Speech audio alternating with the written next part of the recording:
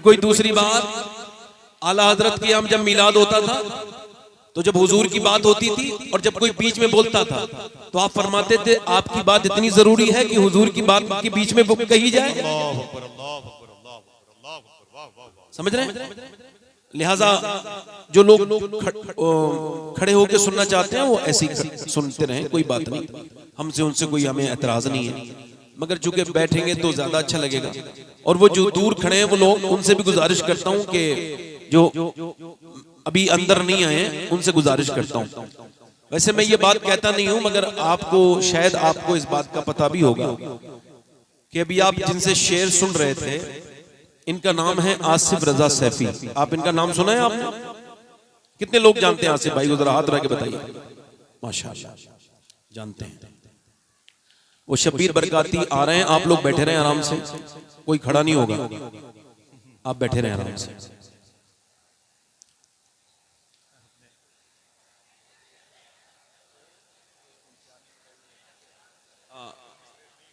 अब पढ़ दूंगा वो, मगर ये है कि ए भाई आप लोग शोर न मचाएं। आप अगर प्रोग्राम आप खराब करना चाहते हैं तो आपकी मर्जी है। नारे तकबीर, माशाअल्लाह, नारे रिसालत, नारे हैदरी, नारे तकबीर। बैठे आप लोग, बैठे बैठ जाओ, बैठे सब लोग बैठे रहे, मेंबर पे आएंगे। नारे तकबीर, सब जोरदार नारा लगाए। नारे तकबीर, नारे। अंदर आ जाएं सारे लोग, आगे आगे बैठ जाएं, बाकी जगह नहीं मिलेगी बाद में। आगे आ जाएं सब लोग। आने दे मोहसिन भाई लेके आओ। हाँ बड़े अदब और एहतराम के साथ मेहमानों को आने। आ जाओ आओ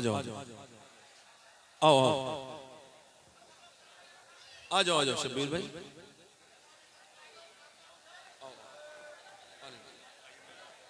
आओ शब्बीर भाई, आओ बैठ जा।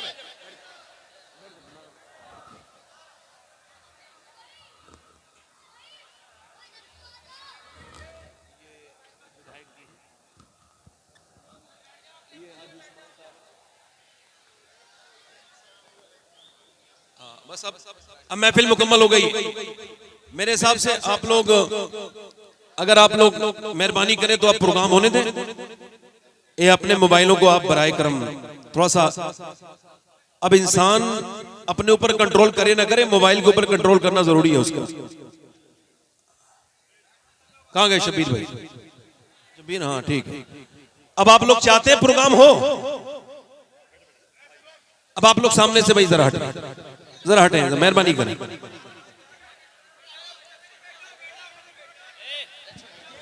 हेलो, जितने लोग भी पीछे की साइड पे खड़े हैं वो मेहरबानी करके बैठ जाएं। भाई मैं कर लूंगा, आप परेशान मत होइए। मैं आप लोगों को कहता हूं भाई, आप लोग जो उधर खड़े हैं, आपको अल्लाह रसूल का वास्ता बैठ जाए। आप लोग खड़े रहें, कोई बात नहीं, खड़े रहें। आप लोग ज्यादा दिक्कत कर रहे हैं, थोड़ा सा बोलने देंगे नहीं? आप लोग कुछ बोलने देंगे भाई? नहीं। अब ये मैं जितने लोग मोबाइल वगैरह से बना रहे हैं इनसे गुजारिश करता हूं, अब बराए करम आप लोग अपने मोबाइलों को पास रखें, कुछ सुन लें भाई। बस ठीक है, बस ठीक है। ये शब्बीर बरकाती हैं, ये माशाल्लाह इनकी निस्बत हिंदुस्तान में मशहूर है सैयदना बिलाल से। और मैंने इनको, इनकी मकबूलियत की मुझे जो वजह लगी वो ये कि यही एक है कि इनको अहले बैत से बहुत मोहब्बत है। और मैंने इनको मदीने शरीफ में सैयदा खातून जन्नत की बारगाह में बेतहाशा रोते हुए देखा है। आप जब इन्हें सुनेंगे तो आपका दिल लगेगा, मैं भी सुनूंगा, मगर आप जरा मुझे सुनाने दें। अब मेहरबानी करें आप लोग। तो आसिफ भाई माशाल्लाह, मैंने शायद जिंदगी में दूसरी मर्तबा तीसरी मर्तबा नाम लिया, मैं लेता नहीं। तो मैं तो देखिए साहब, मैं तो आप सब लोगों का खादिम हूँ, खिदमत करने आया हूँ। खास तौर से मेरे खुसूस में उलमा इकराम का खादिम हूँ। ये बिलारी और करीब के जो उलमा हैं बाबरकत जो तशरीफ रखते हैं माशाल्लाह, थोड़ा सा मिंबर छोटा है इस वजह सबका दीदार आप नहीं कर पा रहे हैं, तो जरा दोनों हाथ उठा के बताएं लब्बैक या हुसैन। दोनों हाथ उठा के लब्बैक या हुसैन। माशाल्लाह, ये इमाम हुसैन की महफिल है और हुसैन की महफिल में कोई आता नहीं जब तक हुसैन उसको बुलाते नहीं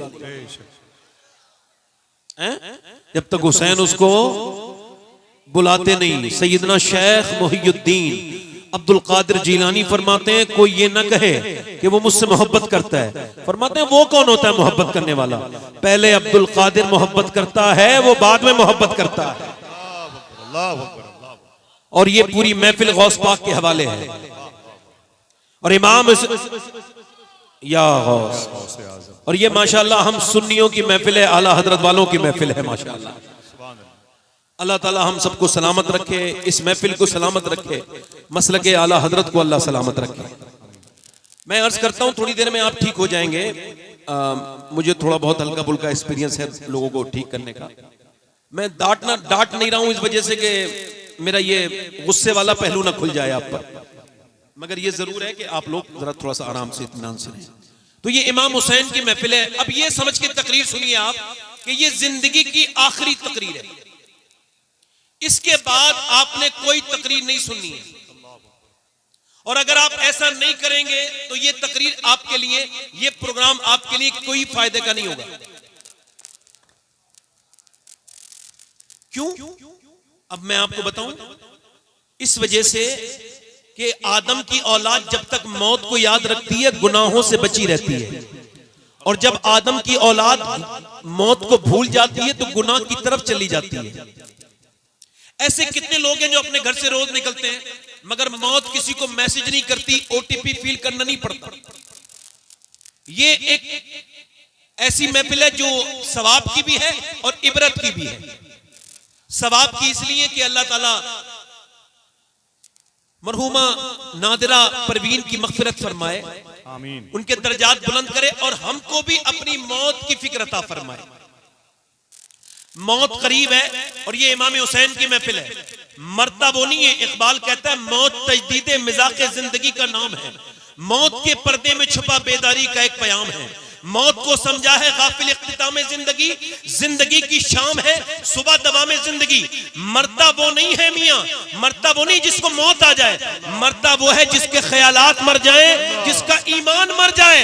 वो मारने वाले यजीदी जिनके ईमान मर चुके थे वो जिंदा रहे, मगर अल्लाह ने उनको ऐसी मौत दी कि आज उनका नाम तक कहीं पता नहीं। और वो हुसैन जो शहीद किया गया आज भी लोगों के दिलों में जिंदा है।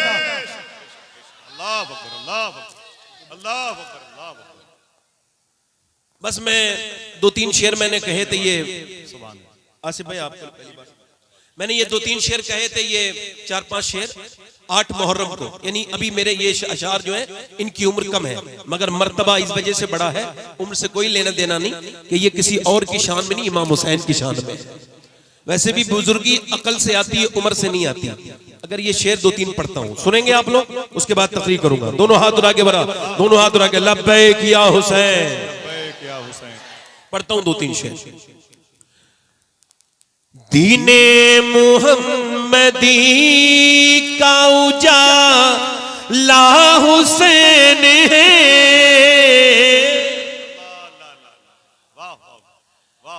मेरे रसूल पाक का प्यारा हुसैन है, मेरे रसूल पाक का प्यारा हुसैन है। और जिसने कुचल के रख दिया तख्ते यजीद को, जिसने कुचल के रख दिया तख्ते यजीद को, शेरे खुदा के घर का वो बेटा हुसैन है। जोर से बोलो, शेरे खुदा के घर का वो बोलो बेटा हुसैन। और ये एक शेर और सुन लीजिए, बहुत अच्छा सुन रहे हैं आप लोग, माइक भी बहुत अच्छा बजा रहे हो भैया, बहुत अच्छा बजा। नहीं, लीडों में कमी नहीं, हम लोगों की आवाजों में कमी। आप जरा जोर से बोले सुभान अल्लाह। मेरे साथ पढ़े जरा, इस कलाम का रदीफ है हुसैन है, जरा पढ़े। मेरे रसूल पाक का प्यारा हुसैन, प्यारा हुसैन, और इस दौर के यजीद से सुन्नी को डर नहीं, इस दौर के यजीद से सुन्नी को डर नहीं, क्योंकि हमारे सीनों में जिंदा हुसैन। या हुसैन, या हुसैन, या हुसैन, क्योंकि या हुसैन, क्योंकि हमारे सीनों में जिंदा। और यजीद को जो मानते हैं ना, उन्होंने भी कभी अपने बेटे का नाम यजीद नहीं रखा है ना। अब ये शेर समाप्त करें, उसके भी उस यजीद को अपना न कह सके। हाजी उस्मान साहब शेर समाप्त करें, उसके भी उस यजीद को अपना न कह सके। अरे दुनिया ये कह रही है हमारा हुसैन, पढ़ो दुनिया ये कह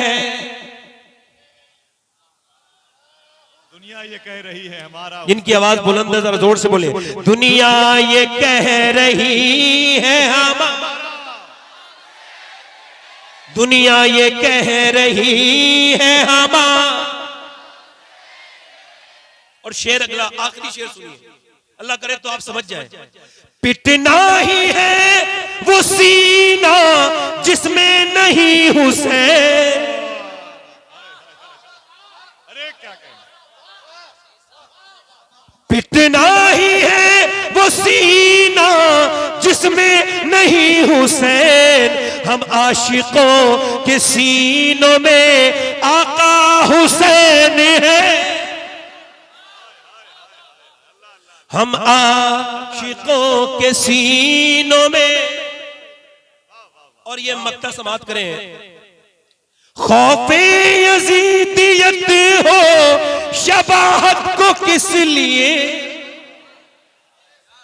खौफे यजीदियत हो शबाहत को किस लिए, दादा है उसके गौस तो नाना हुसैन।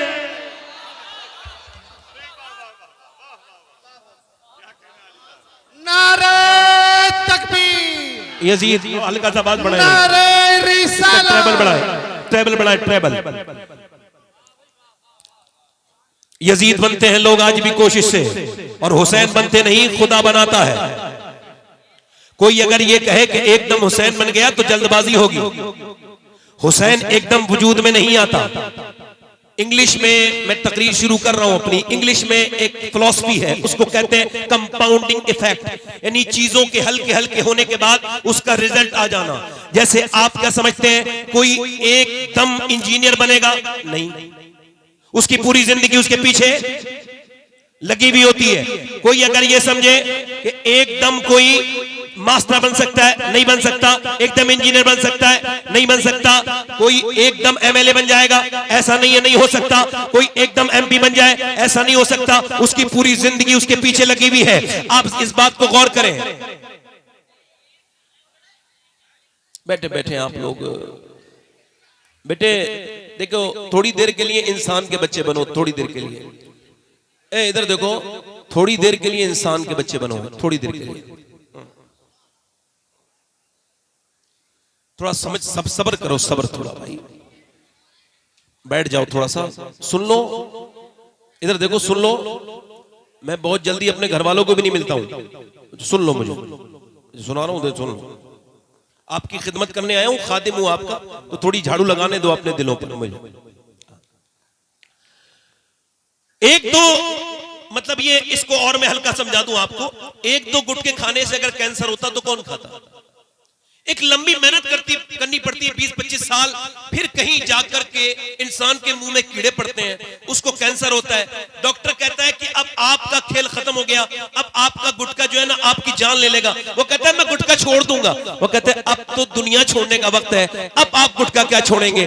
1-2 सिगरेट पीने से बंदे को जो है ना एकदम अटैक नहीं पड़ता, 20-25 साल चैन स्मोकर बनना पड़ता है, फिर कहीं जाकर के इंसान को जो है ना वो इंसान को जो है वो ये उसके दिल का दौरा पड़ता है, उसको अटैक आता है। ऐसे ही कोई भी चीज एकदम नहीं होती, एकदम किसी का पेट बाहर नहीं आता, लंबी चिकनी चीजें खानी पड़ती है, लगातार बहुत दिन में खाना पड़ता है, बहुत दिनों में जाकर के इंसान की हैयत बदलती है, उसका पेट बाहर को आता है, ना सेहत एकदम खराब होती है, ना तबीयत एकदम खराब होती है। कोई एकदम ये कहे कि कोई एकदम बरेली में ताजुश शरिया बन गया, नहीं, एकदम कोई अख्तर रजा ताजुश शरिया नहीं बना। पहले उसने 15 साल हुजूर मुफ्ती आजम हिंद की खिदमत में जो रहा है, उसने मुफ्ती आजम की दरवाजे पर जारोबकशी की है, उसने मुफ्ती आजम की नजर का फैज पाया है। पहले उसने मुफ्ती आजम की नजर से वो मुस्तफीद हुआ है, फिर कहीं जाकर के दुनिया ने उसको ताजुश शरिया कहा है। खुद ताजुश शरिया कहते हैं मुफ्ती आजम का जर्रा क्या बना अख्तर रजा, महफिल अंजुम में अख्तर दूसरा मिलता नहीं, यानी जब मुफ्ती आजम की नजर पड़ती है तो अख्तर रजा बनता है, और जब आला हजरत की नजर पड़ती है तो बंदा मुफ्ती आजम बनता है। और सुनिए, जब नजर पड़ती है बाबा फरीदुद्दीन गंजे शकर की और एक लंबी तरबियत होती है, एक लंबा मुजाहिदा, तब कोई जाकर के अलाउद्दीन अलियम साबिर कलियरी बनता है, और एकदम कोई निजामुद्दीन महबूब इलाही नहीं बनता। पहले बाबा फरीद उसको संवारते हैं, उसको संवारते हैं, उसको बनाते हैं, उसको सिखाते हैं, तब कोई जाके निजामुद्दीन महबूब इलाही बनता है। एक नजर पड़ती है जब मोइनुद्दीन की, तब कोई कुतुबुद्दीन बनता है, और जब एक नजर पड़ती है उस्मान हारूनी की, तब कोई मोइनुद्दीन बनता है, और जब कोई नजर डालता है अबू सालेह तो शेख अब्दुल कादिर बनता है। और सुनो, जब अली नजर डालता है और नबी अपनी गोद में उठाता है और फातिमा दूध पिलाती है, तब कहीं जाके हुसैन बनता है।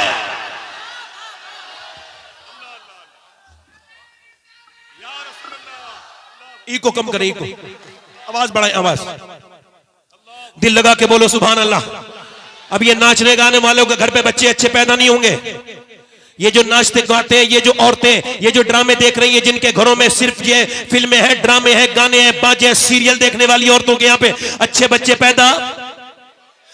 पैदा नहीं होंगे। जैसा बाप वैसा बच्चा। हुजूर फरमाते हर बेटा अपने बाप का आईना है, जैसा बाप है वैसा ही बच्चा है।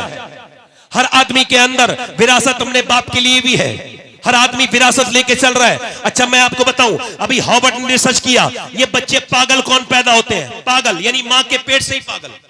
ये कौन बच्चे हैं? इन पर रिसर्च हुआ और रिसर्च चला 27 साल। फिर उन्होंने बताया कि जब मां के पेट में बच्चा होता है 80% बच्चे ये मेंटली डिस्टर्ब इस वजह से पैदा होते हैं कि जब मां के पेट में थे तो इसके शौहर ने इसको मारा। अच्छा जब मारा, उस जाहिल को पता नहीं था कि वो बीबी पे जुल्म नहीं कर रहा है, उसके पेट के बच्चे पे जुल्म कर रहा है। अब जब वो बच्चा जो हो गया, वो बच्चा पैदा हुआ पागल। अब चाहे दिल्ली दिखाओ, चाहे बंबई दिखाओ, चाहे यहाँ इलाज कराओ, अब अपने किए का तो कोई इलाज नहीं ना। अब मुझे बताओ आप, जब इंसान अपनी बीबी को मारता तोड़ता है, बच्चे छोटे होते हैं, तो इसको आज साइंस प्रूफ कर रहा है। अच्छा देखो आप जरा गौर करो, शेख अब्दुल कादिर जीलानी की अम्मी जो थी वो हाफिजा थी, तो गौसुल आजम मां के पेट से हाफिज हुए। अब यहूदी ने क्या किया? यहूदी ये करते हैं कि जब औरत के बच्चा पैदा होने वाला होता है, यानी उसको जब उम्मीद होती है, तो वो उसको सिर्फ अगर वो डॉक्टर बनाना चाहते हैं तो डॉक्टरी की किताबें पढ़वाते हैं, उस औरत को डॉक्टरी का माहौल देते हैं। आप समझ रहे हैं मेरी बात को? नहीं, उसको जैसा बच्चे को बनाना होता है। यानी जब औरत प्रेग्नेंट मूवमेंट में डॉक्टर के पास जाती है तो वो उससे कहता है कि अगर तुम ये चाहती हो उसके अंदर ज्यादा आयरन बच्चे के हो तो आप ऐसा करना कि ज्यादा बादाम खाना और ज्यादा सेब खाना। ज्यादा सेब और बादाम खाओगी तो इसके अंदर आयरन बढ़ेगा, बच्चा ताकतवर होगा। अगर विटामिन डी बढ़ाना चाहती हो तो ज्यादातर आप अमरूद खाना, अमरूद खाओगी विटामिन डी बढ़ेगा। अगर तुम ये चाहती हो कि विटामिन सी बढ़े तो संतरा खाना और नींबू खाना, तो तुम्हारे बच्चे के अंदर विटामिन सी बढ़ेगा। अब मुझे बताओ कि जब अल्लाह का बनाया हुआ सेब, संतरा, अनार, अमरूद अगर मां खाए तो बच्चे पे असर हो जाए, तो क्या अल्लाह का कुरान मां पढ़ेगी तो बच्चे पे असर नहीं होगा? वाह वाह वाह। अब कॉन्वेंट में आपके बच्चे पढ़ रहे हैं, उसको उनको कॉन्वेंट में अब तो और कुछ किया जा रहा है। हमारी कौम के पास स्कूल कम है, बल्कि है ही नहीं। कुछ मुखैया हजरात हैं, जैसे यहाँ पे एक स्कूल अल्हम्दुलिल्लाह है, मगर अक्सर स्कूलों में क्या हो रहा है, उनको माज़अल्लाह उनको हाथ जोड़ना सिखाया जा रहा है। वहां पर माज़अल्लाह बुतों के सामने बच्चियों को नाचना सिखाया जा रहा है। एक हमारे दोस्त कहते हैं मेरे बच्चे को निकाल दिया स्कूल से। मैंने पूछा क्यों निकाला? कहा आपके बच्चे से हमने कहा इस बुत के सामने जरा अपने हाथ जोड़ो, तो उसने बुत के ऊपर थूक दिया, तो हमने उसको निकाल दिया। वो कहते मेरी आंखों में आंसू आ गए। मैंने कहा या अल्लाह तेरा शुक्र है जो सबसे बड़ी तालीम है मेरा बच्चा वो तालीम हासिल कर चुका।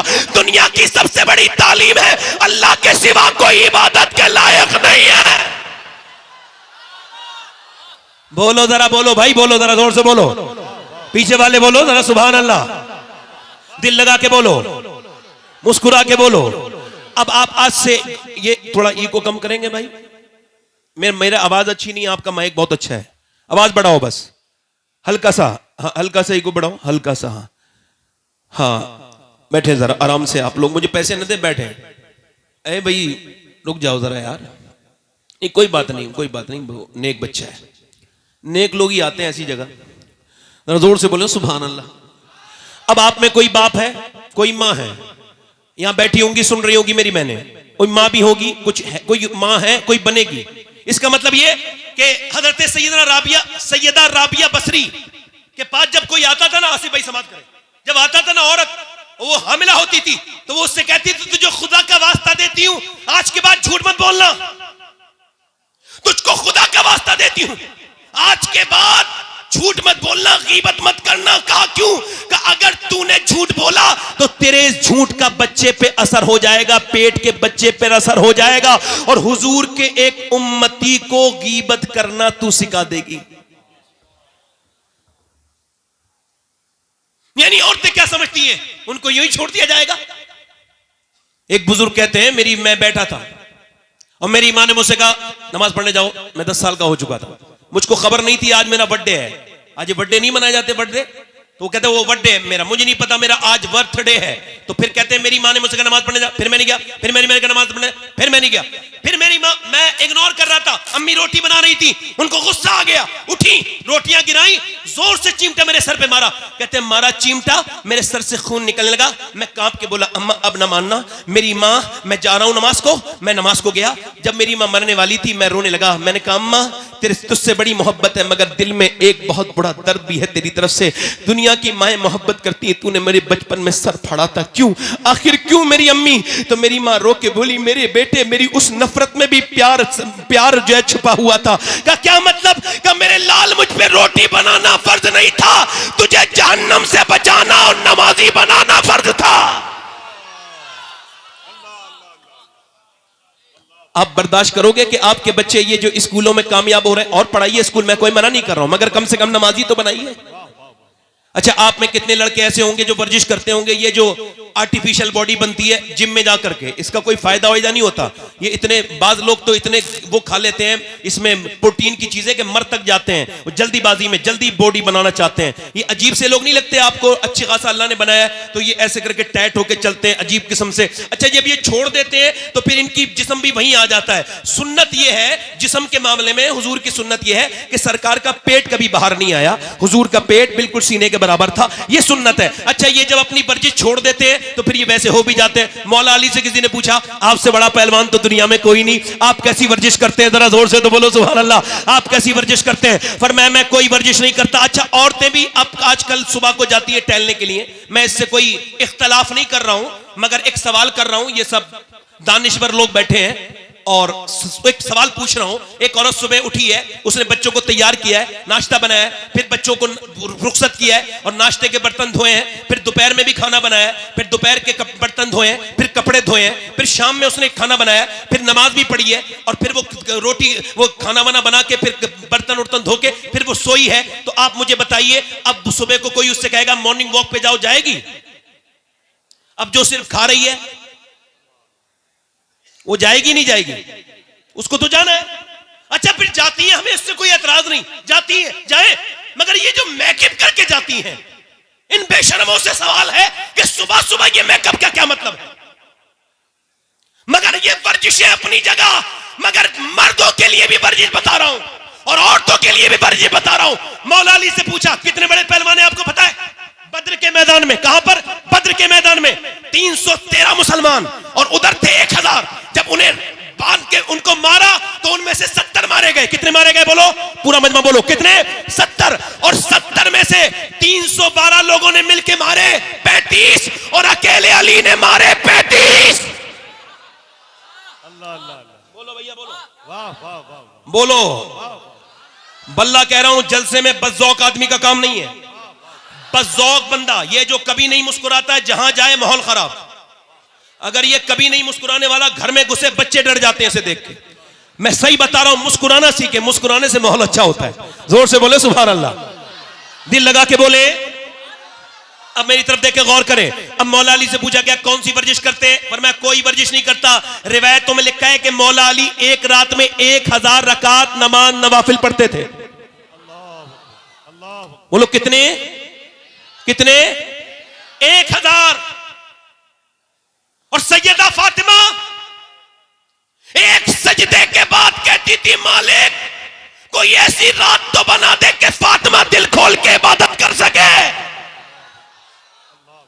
तवज्जो है कि नहीं? मौला अली कहते हैं मेरी शादी हो गई।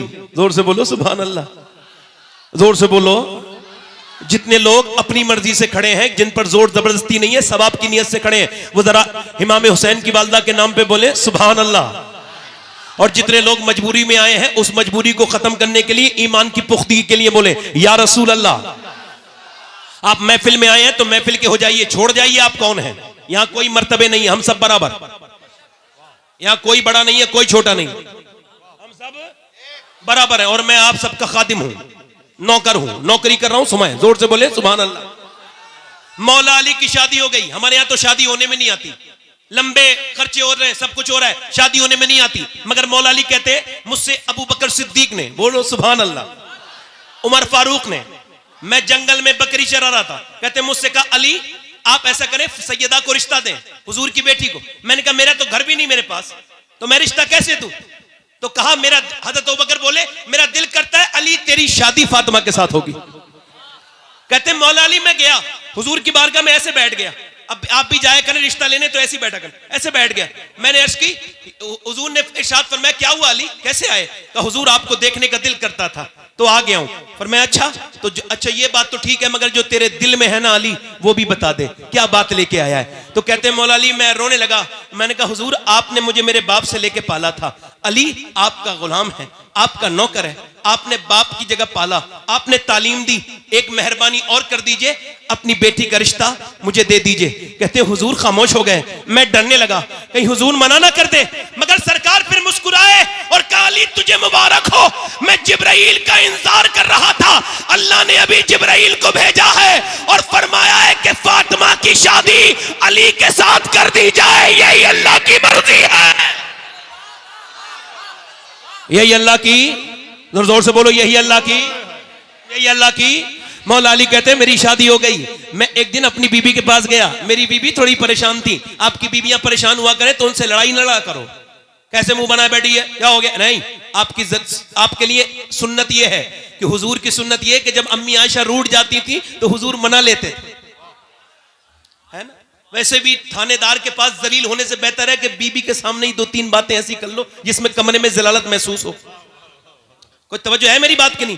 बेहतरीन मियां बीबी वो है, ये मजाक नहीं कर रहा हूं मैं आपसे, बेहतरीन मियां बीबी वो है जो बात कर लेते हैं आपस में।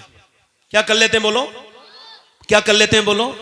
बात कर लेते हैं। मौला अली कहते हैं मैंने पूछा क्या हुआ है फातिमा? कहने लगी मेरे बच्चे बड़े बीमार हैं, ठीक नहीं हो रहे, मां को फिक्र है। बाप ने क्या कहा? चलो फातिमा हम दुआ करते हैं। फातिमा बोली अगर आप कहें तो मैं रोजे की मन्नत मांग लूं का? बिल्कुल। आज के बाद जितनी औरतें हैं यहां भागती है, वहां भागती है, कभी उसके पास कभी उसके पास, मैं उनसे कहता हूं कहीं जाने की जरूरत नहीं, बस एक ही तरीका है और वो भी तरीका अपने घर से नहीं, सैयदा फातिमा के घर से बता रहा हूं। जब कोई परेशानी आए तो कहीं जाने की जरूरत नहीं, 3 रोजे की मन्नत मांग लो। पूरा मजमा बोलो, जरा अकीदे मजबूत करो, जोर से बोलो। अल्लाह तुम्हें सलामत रखे, किसी के मोहताज ना हो, अल्लाह करे तुम कभी। दोनों हाथ उठा के बोलो सुभान अल्लाह। अल्लाह तुम्हें किसी का मोहताज ना करे। अपनी बीवियों को, अपनी बहनों को यह समझाना कि हम ये सुन के आए हैं कि जब हसन हुसैन बीमार हुए थे तो मौला अली ने हाथ उठाए थे और कहा था, ऐ अल्लाह मेरे बच्चों को शिफा दे दे, ऐ अल्लाह मेरे बच्चों को शिफा दे दे। मुझे बताओ कि दुआ करने वाला अली हो और आमीन कहने वाली फातिमा हो। आमीन कहने वाली, जोर से बोलो, आमीन कहने वाली सैयदा हो। और दुआ किसके लिए हो रही है? जन्नती जवानों के सरदार के लिए हो रही है। अल्लाह करे आप पहुंच गए, मुझे जहां पहुंचाना था आप वहां पहुंच गए। थोड़ा सा मुझे तेज बोलना पड़ा मगर आप पहुंच गए। जिल लगा के बोले सुभान अल्लाह, मुस्कुरा के बोले। अब मौला अली कहते हैं हमने दुआ की, अल्लाह हमारे बच्चों को शिफा दे दे, अल्लाह हमारे बच्चों को शिफा दे दे। याद रखो तुम मुसलमान हो, तुम अकेले नहीं हो। जब कभी परेशान हो जाओ दोनों हाथ उठा लिया करो और कभी कभी सजदे किया करो, रोया करो अल्लाह के सामने। मैं कहता हूं उन नमाजियों पर मेरा जुमला जरा नोट करिएगा। अल्लाह की तरफ से ये जुमला आपको बयान कर रहा हूं मेरे रब के फजल से। वो नमाजी कैसा नमाजी है जो फर्ज तो अदा कर रहा है मगर नमाज की बड़ी वाली सुन्नत उससे अदा नहीं हुई। यानी वो नमाज में गया मगर नमाज की सबसे बड़ी सुन्नत यह है कि मेरे नबी की आंख के आंसू निकला करते थे सजदे में। वो कैसा नमाजी है जिसने सजदे में रोना नहीं सीखा? वो कैसा नमाजी है जो अल्लाह के सामने रोना नहीं सीखा? वो कैसा नमाजी है? मैं उससे पूछता हूं कभी तेरी आंख से आंसू निकला? मौला अली दुआ कर रहे हैं, अल्लाह का फजल हुआ दोनों बच्चे ठीक हो गए। अब सुबह को सहरी के लिए उठा दिया गया है, रोजा रख रहे हैं अहले बैत। जरा गौर तो करो, हम तो इतनी सहरी खाते हैं माज़अल्लाह कि पूरे दिन डकारें आती रहती है। कुछ लोग तो इतनी ठूस ठूस के खाते हैं ऐसा लगता है कि ये आज के बाद कयामत के दिन ही खाएंगे, अब ये खाएंगे ही नहीं। शाम तक इतना खाते हैं। वो रोजा क्या रोजा है जिसमें एहसास ना हो? वो रोजा क्या रोजा है जिसमें दर्द ना हो? वो रोजा क्या रोजा है जिसमें रोजा रखने वाले को ना पता चले कि मैं रोजा रख रहा हूं? रोजा तो अहले बैत ने रखा है कि सुबह फजर में उठे हैं और सुबह फजर में उठने के बाद दुआ कर रहे हैं, ऐ अल्लाह हमारे बच्चों को शिफा अता कर दे। अब जब शिफा अता हो गई तो अब सहरी की जा रही है। सहरी सैयदा ने काय से कराई है? ना खजूरें हैं ना जौ हैं, सिर्फ पानी है, पानी। और पानी से सैयदा खातून जन्नत सलामुल्लाह ताला अलैहा ने हजरत मौला अली से पानी से सहरी करवाई। इमाम हसन ने सहरी कर ली, इमाम हुसैन ने सहरी कर ली, सैयदा पाक ने सहरी कर ली। अब जब रोजे का वक्त हुआ, अब सुबह जब दिन निकला तो मौला अली मजदूरी करने के लिए निकले। आज से बिलारी का कोई मुसलमान या आसपास का कोई मुसलमान आज के बाद मजदूरी करने निकले तो सर झुका के ना निकले, वो शर्मा के ना निकले, वो अपना मुंह छिपा के ना निकले, वरना फख्र से निकले और आवाज लगाता हुआ निकले, लोगों मैं मजदूरी करने जा रहा हूं और ये नबी की भी सुन्नत है, अली की भी सुन्नत है।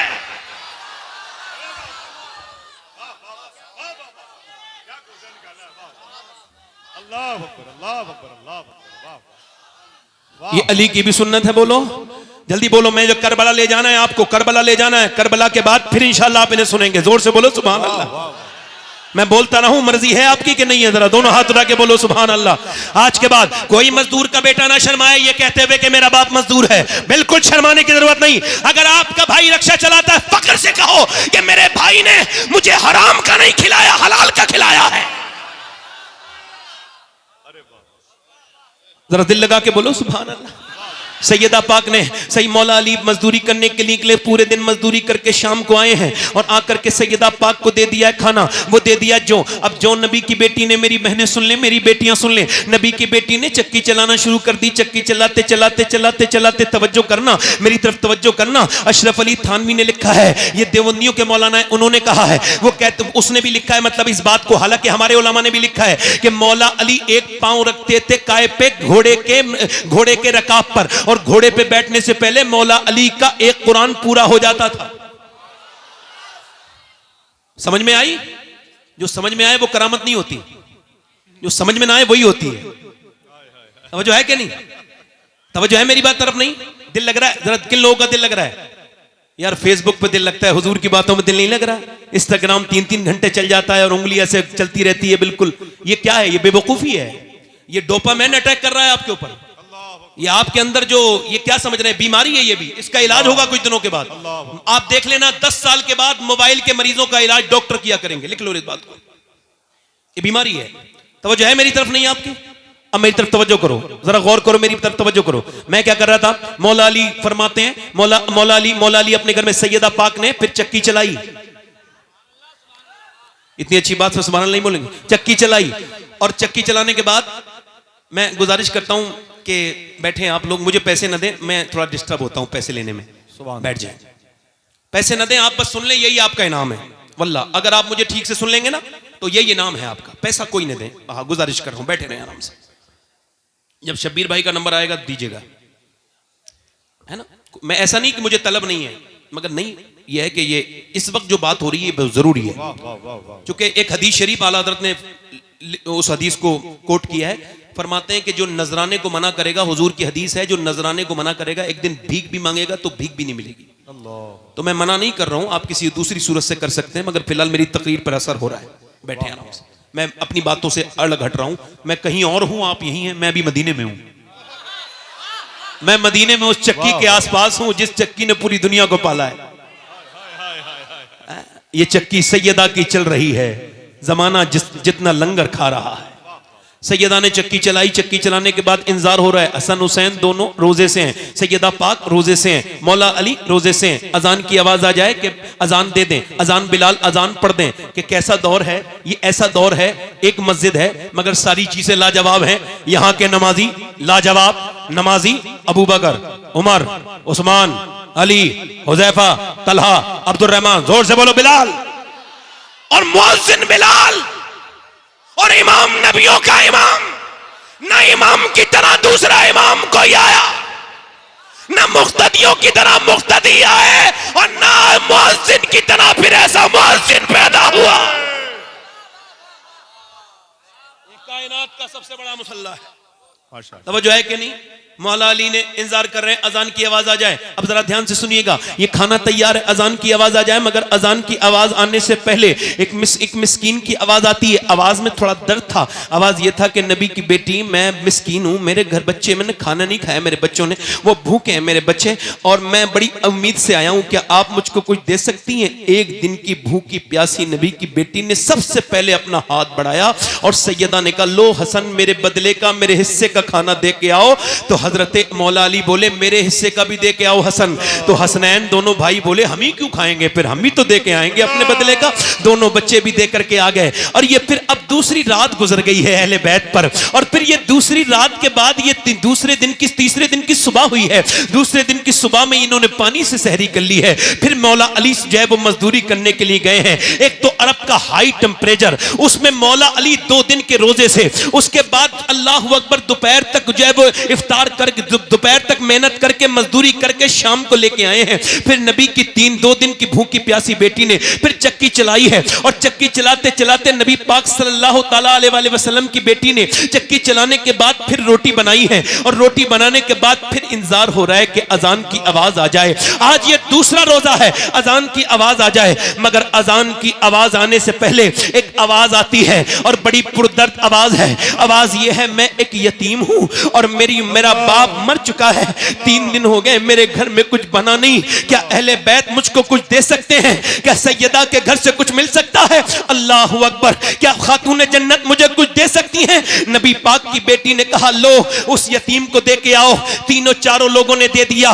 फिर ये तीसरी दिन रात भी गुजर गई। अब तीसरा दिन भी रोजा, और वो भी किसी खाने से नहीं, बल्कि फिर वो भी पानी से। ओ बेरोजा, और ना रोजा रखने वालों, बगैर रोजे के रहने वालों, क्या जवाब दोगे कल क़यामत के दिन कि तुम्हारे घर में नेमतें भरी हुई थी और अहले बैत के घर में नफली रोजा है, और तीसरा दिन भी पानी से इफ्तार रोजी वो सहरी की गई है।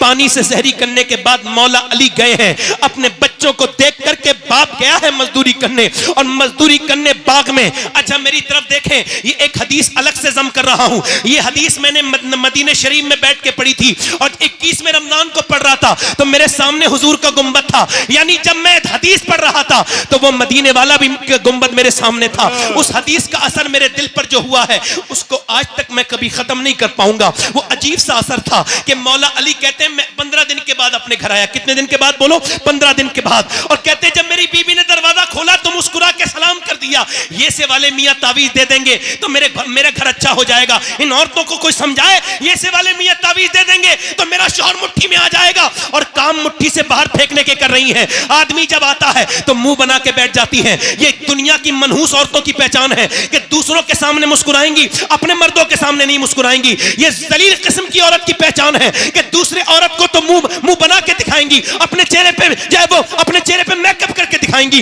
इनसे पूछो, मेकअप करने वाला तो घर बैठा लगता है उसके लिए तो मेकअप नहीं किया। ये जो शादी में मेकअप करके जा रही हो, आपको शर्म नहीं आई कि आपकी नियत दूसरों को दिखाने की है, दुनिया के गंदे लड़कों को दिखाने की है? अरे शर्म नहीं आई? तेरे हर कदम पे तुझ पे लानत है। आला हजरत फरमाते हैं जब औरत बेपर्दा होकर घर से निकले, हर कदम पर उस पर लानत पर अल्लाह के फरिश्ते भेजते हैं। मगर जब वही औरत अपने शौहर को दिखाने के लिए मेकअप करे और अगर उसका आदमी उसको देख के खुश हो जाए तो अल्लाह एक सदके का सवाब अता फरमाता है, एक सदके का सवाब अता फरमाता है। कोई जरूरत नहीं वो तावीज देने वालों के पास जाने की, कोई जरूरत नहीं। एक ही तरीका है जब शौहर को अगर मनाना है, और ये सुन्नत फातिमा है कि जब तेरा शौहर घर में आए तो मुस्कुरा के सलाम कर दे, इंशाअल्लाह बरकतें घर में रहे।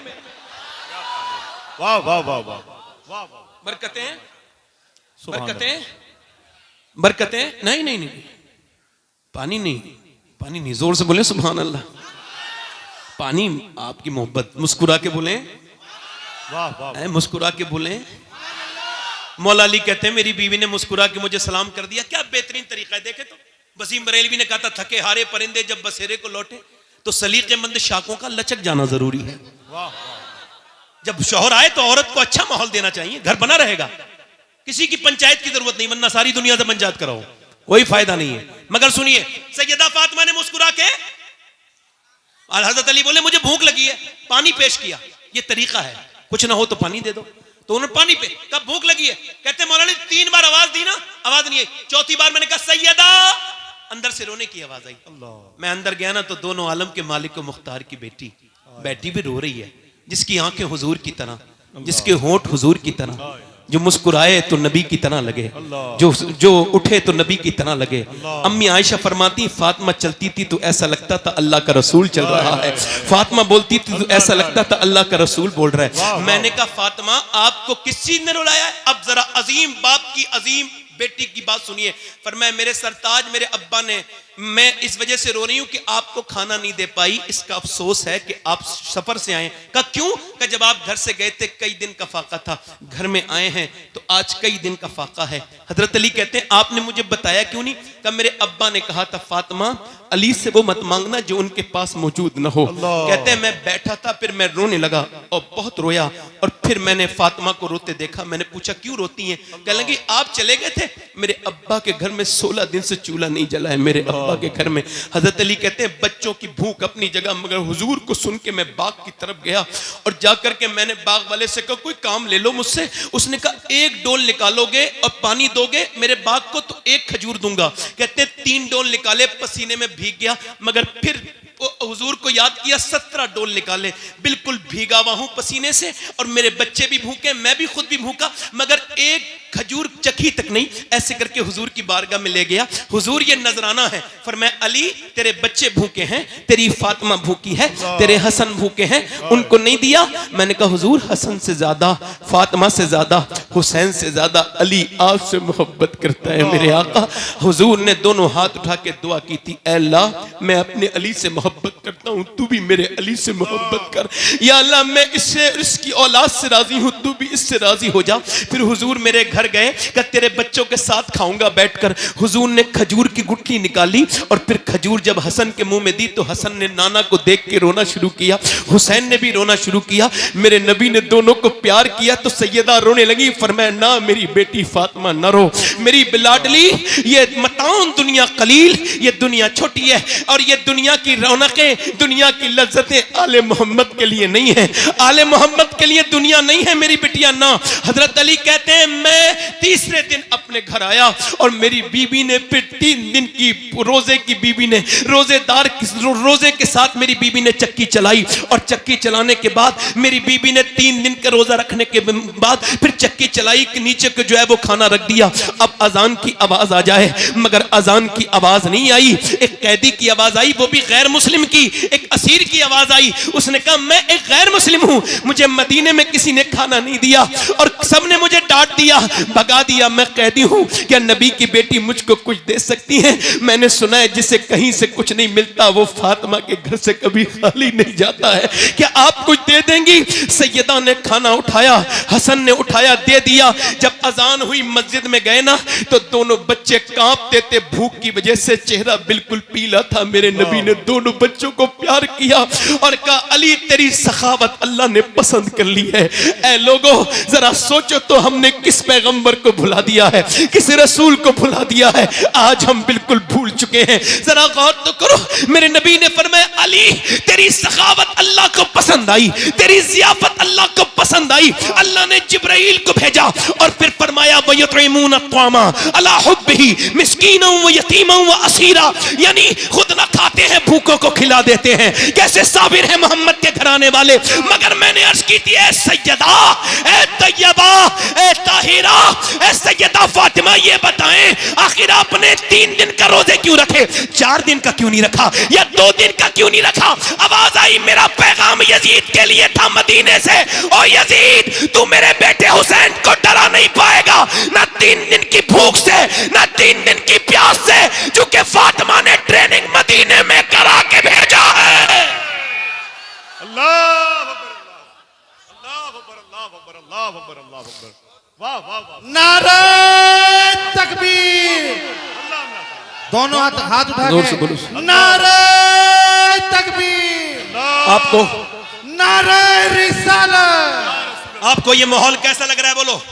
अल्लाह अल्लाह, ये माहौल सब गौस पाक का बनाया हुआ माहौल है। बेश, ये सब बड़े पीर ने बनाया है। वाह वाह वाह, तवज्जो करें हुसैन, अब सुनो, अब जरा एक तवज्जो करना। मौला अली कहते हैं मैंने अपनी बीवी फातिमा से पूछा, बोलो सुभान अल्लाह, मैंने पूछा फातिमा मैं कुरान पढ़ता हूं, तवज्जो करना हाजी उस्मान साहब, जरा आपकी तवज्जो इस अपने बात पर, यहां पे देखिए। मैंने पूछा फातिमा ये बताएं मैं जब कुरान पढ़ता हूं एक पांव रखता हूं घोड़े की रकाब पर और जीन पर बैठने से पहले मेरा कुरान मुकम्मल हो जाता है, ये आपके अब्बा की बरकत है, मगर आप बताएं आप कैसे कुरान पढ़ती हैं? तो सैयदा चक्की चला रही थी, मुस्कुरा के बोली मैं अपनी चक्की शुरू करती हूं, उसके अंदर दाने रखती हूं और एक राउंड, एक चक्कर मेरी चक्की का पूरा नहीं होता कि फातिमा का कुरान पूरा हो जाता है। अरे जब बाप ऐसा कुरान पढ़े और माँ ऐसा कुरान पढ़े तो बेटा अगर नेज़े पे चढ़ के कुरान पढ़े तो हैरत की बात क्या है? अल्लाह अल्लाह अकबर, अल्लाह अकबर, अल्लाह अकबर, अल्लाह। यजीद बनते हैं लोग आज भी कोशिश से, हुसैन बनते नहीं, खुदा बनाता है। अच्छा एक चीज है तकदीर, क्या है बोलो? तकदीर को ना मानना कुफ्र, तकदीर को मानना ही पड़ेगा और मैं आपसे मनवा भी लूंगा अभी यहीं बैठ के। जो तकदीर को ना मानने वाला है मेरी 2 मिनट की बात सुने, 2 मिनट में भी नहीं। किसी ने अपने बाप को अपने आप इंतखाब किया? बताओ। अरे कोई अपनी मर्जी से अपना बाप चुनता है? चुनता है? अगर ऐसा होता तो लोग बिल गेट्स के घर पैदा होते, अडानी अंबानी के घर बच्चे पैदा होते, गरीबों के घर बच्चे पैदा नहीं होते। कोई अपनी मर्जी से अपना बाप, अपनी माँ, बोलो बोलो, अपनी माँ, अपनी बहन, अपना भाई, अपना नाना, अपनी नानी, और किसी का नाना ठीक है तो नानी ठीक नहीं, किसी का दादा ठीक है तो दादी ठीक नहीं, किसी का बाप ठीक है तो माँ ठीक नहीं, किसी की माँ ठीक है तो भाई ठीक नहीं, किसी का भाई ठीक है तो बहन ठीक नहीं, किसी को अल्लाह ने बहन से नवाजा, अच्छी बहन है तो उसके भाई अच्छे नहीं है। मगर पूरी दुनिया में एक हस्ती ऐसी है हुसैन इब्ने अली की, जिसे जिधर से देखो लाजवाब है। अल्लाह ने उसे भाई हसन मुश्तबा दिया, बहन ज़ैनब कुबरा दी, उसको माँ सैयदा फातिमा जो सारी जन्नती औरतों की सरदारा है, उसका बाप अली जो सारे वलियों का सरदार है, उसकी नानी खदीजा जो सारी उम्महातुल मोमिनीन की सरदारा है, और उसका नाना सारे नबियों का सरदार है। अफजल है कुल जहां में घराना हुसैन का, पूरा मजमा हाथ उठा के, अफजल है कुल जहां में घराना हुसैन का, अरे नबियों का ताजदार है नाना। अल्लाह अकबर, अल्लाह अकबर, अल्लाह अकबर, वाह वाह वाह, सुभान अल्लाह, सुभान अल्लाह, सुभान अल्लाह। मुस्कुरा के बोलो, वाह वाह वाह, मुस्कुरा के बोलो। अब जरा करबला में आते हैं। करबला क्या है? हक और बातिल की लड़ाई। करबला काई की लड़ाई है? हक, झूठ और सच की लड़ाई। यजीद और हुसैन की लड़ाई नहीं है, इस्लाम और गुमराही की लड़ाई है। हुसैन अगर ना शहीद होता तो आज घर घर यजीद होता। तवज्जो है क्या नहीं? वाह वाह, हुसैन कौन है? हुसैन कौन है? अच्छा आप ये पसंद करोगे आपका इमाम किसी शराबी के पास बैठे? ना ना ना ना आप पसंद करोगे आपका इमाम किसी जुआरी के पास बैठे? ना ना यार जब आपका इमाम आप पसंद करोगे उसके हाथ में बैत होना जो शराबी के घर खाना खाता है, आप उसके हाथ में बैत दे सकते हो? अरे ऐसा पीर पसंद करोगे जो किसी बेनमाजी के साथ रहता हो? नहीं ना। अरे तो हुसैन तो पीरों का भी पीर है और इमामों का भी इमाम है। यजीद के हाथ में कैसे हाथ दे देते? नहीं दिया हाथ, छोड़ दिया मदीना, छोड़ दिया, बोलो छोड़ दिया। जब ज्यादा दबाव बढ़ा तो आपने फरमाया मैं मदीना छोड़ रहा हूं, इस वजह से मैं नहीं चाहता मेरे नाना के मदीने में लड़ाई हो। तवज्जो करो जरा मेरी तरफ देखो, ये मदीने सेल्फी वाले लोग जो जाते हैं ये कोई जाते वाते नहीं है, ये तो सेल्फी निकालने जाते हैं। ये तो वहां वही करते रहते हैं, इधर से लाइव उधर से लाइव। कभी अपने गुनाह भी लाइव करना बेटे, इतनी नेकियां लाइव करता है, कभी गुनाह भी लाइव करना अपने। गुनाह छुपाता है, नेकियां लाइव करता है। नेकियां तो छुपाने की होती हैं।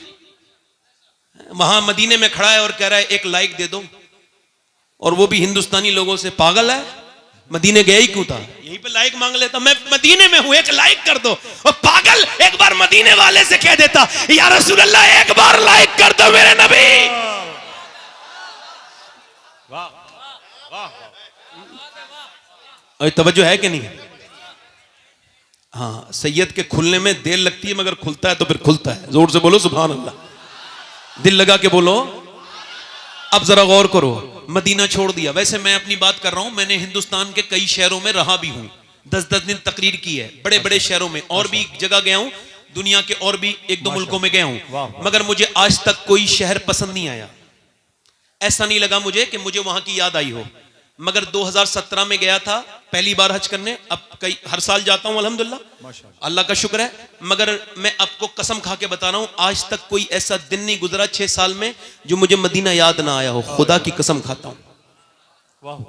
मेरे जैसे गुनहगार इंसान को, और ऐसे आला हजरत की नजर से देखो मदीना, कभी देखो आला हजरत की नजर से। मुझे खुदा की कसम इतना हिंदुस्तान में बरेली में जब जाता हूं तो आला हजरत के होने का एहसास होता है, मगर इतना नहीं होता जितना मदीने में मुझे आला हजरत का एहसास होता है। चूंकि आला हजरत को जहां जाओ, आला हजरत कहा कैसे पढ़ोगे, कैसे जाओगे हुजूर की बारगाह में? ऐसे ही जाओगे कि मुजरिम बुलाए आए हैं, जाऊ का है गवाह, फिर रद हो कभी ये शान करीमों के घर की है। सरकार हम गवारों में तर्जे अदब कहां, हमको तो बस तमीज यही भीख भर की है। मांगेंगे मांगे जाएंगे, मुंह मांगी पाएंगे। दुनिया के पैसे वालों, ये पैसा तुम्हारे काम नहीं आएगा। देखो एक बार मदीना, एक बार देखो मेरे हुजूर का मदीना, एक बार काबे की बहारें देख लो। ए नौजवानों, मोबाइल ना बदलो, आसान है, मदीना देख लो, हुजूर की बारगाह की हाजिरी कर लो। मेरा इमाम ऐसा है कि अगर उसको बरेली में ढूंढो तो नहीं मिलेगा। कहां मिलेगा? फरमाते हमें रजा तेरे दिल का पता चला व मुश्किल दरे रोजा के मुकाबिल वो हमें नजर तो आया। यानी मदीना इंसान का छोड़ना बड़ा मुश्किल है, मगर जब मैंने मदीना छोड़ा, जब हाजी ने मदीना छोड़ा, जब आम आदमी ने मदीना छोड़ा तो दिल फट गया। वो एयरपोर्ट तक रोता हुआ आया, और जब मदीना याद आता है तभी बैठ के रो लेता है। मगर बताओ वो हुसैन कैसा मदीना छोड़ा होगा, कैसे मेरे हुसैन ने मदीना छोड़ा होगा, जिसने बचपन में आंखें वही खोली हैं, जो कभी अपने नाना के कांधों पर बैठा है, कभी नाना की जुबान चूस रहा है, कभी नाना के कांधों पर बैठा है। कौन? हसन हुसैन। कोई समझेगा हसन हुसैन को? हजरत उमर फारूक आजम इमाम हसन इमाम हुसैन को देखने रोज आते हैं हुजूर के विसाल के बाद। मौला अली ने कहा पहले तो नहीं आते थे हुजूर के जमाने में, उमर अब इतना मेरे बच्चों को क्यों देखने आते हैं? उमर रो के बोले तेरे बच्चों की चेहरा अली बिल्कुल मेरे नबी की तरह है, इनको देख लेता हूं तो बिल्कुल नबी याद आ जाते हैं, नबी की तिश्नगी कम हो जाती है। मेरे बरेली का इमाम बोला मादूम न था शाये सकलैन, उस नूर की जलवागाह थी ज़ाते हसनैन, और तमसील ने उस नूर के दो हिस्से कर दिए, आधे से बने हसन आधे से हुसैन। हुसैन ने मदीना छोड़ दिया। कैसे दिल से मदीना छोड़ा? मक्के आ गए, मक्के में खुतूत आए, मक्के को भी छोड़ दिया। मक्के से आप जो है वो कूफे की तरफ जा रहे थे, एक शहर बीच में मिला, उसने कहा हुसैन ना जाओ, तुम्हारा भाई मुस्लिम बिन अकील हमने देखा है, उसको कत्ल कर दिया गया, उसको धोखा दे दिया गया, कूफियों ने धोखा दे दिया। इमाम ने फरमाया मेरे भाई का तूने कहां देखा? कहा हमने उसको देखा कि वो कूफे के चौराहे पे लटका हुआ है, आपका भाई। इमाम ने फरमाया अल्लाह तेरा शुक्र है कि मेरा भाई झुका नहीं मगर लटक गया। अल्लाह अकबर। फरमाया झुके हुए तो नहीं देखा ना। तवज्जो करना, थोड़ी देर की गुफ्तगू रह गई है मेरी, ध्यान से सुनना, और अगर आपने ध्यान दिया तो करबला पहुंच जाओगे। चूंकि मेरे इश्क मुझको ले चल तू ही जाने बे मदीना, करम ये मुझ पे किया है मेरे तसव्वुर ने कि आज खींच दी तस्वीरें यार आंखों में। ये करबला इमाम गए, मोहनदास करमचंद गांधी हिंदुस्तान के राष्ट्रपिता, और उनका फोटो उस पे आता है काय पे, नोट पर। उनसे किसी ने पूछा ये आपका ये सूती कपड़ा है, ये आपकी धोती है, ये आपके कपड़े हैं और ये आपके पास चरखा है, क्या इससे ब्रिटिश एम्पायर से लड़ेंगे? आपका दिमाग ठीक है? दिमाग तो ठीक है, इतनी बड़ी ताकत से लड़ेंगे? कब मेरी हिम्मत नहीं होती थी। गांधी बोले कब फिर, मगर बोले जब मैंने करबला को पढ़ा और जब 72 शोहदा को पढ़ा तो मेरी हिम्मत हो गई। मैंने देख लिया कि 72 को मिटाने के लिए 22,000 आर्मी आई थी, मगर करबला के मैदान गवाही दे रहा है कि 22,000 का नामो निशान मिट गया, मगर 72 के खेमे आज भी करबला के मैदान में लगे हुए हैं। 72 के खेमे अब भी करबला के मैदान में, बोलो बोलो, करबला के मैदान में, करबला के मैदान में लगे हुए हैं। इमाम मेरा करबला गया है, इमाम कहता है मैं यजीद की बैत नहीं करूंगा, और फिर तकरीर करते हैं मुझे पहचानते नहीं, मैं हुसैन इब्ने अली हूं, मुझे पहचानो, मैं नाना के कांधे पर बैठा था। जब कांधे पर बैठा था तो हजरत उमर ने कहा था कितना अच्छी सवारी है हुसैन तेरी, तो मेरे नाना ने कहा था उमर तूने सवारी तो देख ली मगर सवार भी तो देख कितना अच्छा है। मैं वही हुसैन हूं, आज मैं यहां पे खड़ा हूं। इमाम आ गए, तवज्जो करना थोड़ी देर, नौजवानों आपकी बहुत खास तवज्जो चाहता हूं, अल्लाह करे तो ये मजमा और ये महफिल मैं जहां चाहता हूं वहां पहुंच जाए। हुसैन इब्ने अली हैं। अब आपने फरमाया जंग मैं नहीं करता, मुझे जाने दो, अब मैं किसी और मुल्क में चला जाऊंगा। रिवायतों में लिखा है, पूछा कहां, तो आपने फरमाया मैं हिंदुस्तान चला जाऊंगा। अल्लाह। मगर उनको क्या करना था, बेअत लेनी थी। बेअत का मतलब है बिक जाना। क्या मतलब? बेअत का मतलब बिक जाना। तो या तो किसी की नेकी को देख के बिक जाओ, वरना इमाम हुसैन कहते हैं दुनिया में कोई खजाना ऐसा नहीं बना जो हुजूर की औलाद को खरीद सके। अल्लाह। आपने फरमाया मेरे जैसा यजीद की बेअत। उन्होंने कहा ठीक है, जंग शुरू। जंग। अब जब तलवारों की आवाज आ रही थी, एक औरत गुजर के जा रही थी। मेरी बहनें सुन ले, मेरी बेटियां, ये जो आज अपने बच्चों को कभी नमाज के लिए नहीं कहती, कभी नमाज के लिए नहीं कहती, सुने, औरत जा रही थी अपने बेटे की शादी की तैयारी करने। अब जब जा रही थी ना औरत, और जब वो औरत जा रही थी तो आवाज आई, तो उस औरत ने कहा देख क्या मेरे बेटे कैसी आवाजें आ रही, तलवार किसकी जंग हो रही है, देख तलवारें टकरानी आपस में। वो बच्चा आके रोने लगा, अम्मा मेरा दिल बड़ा दुख है। क्या हुआ?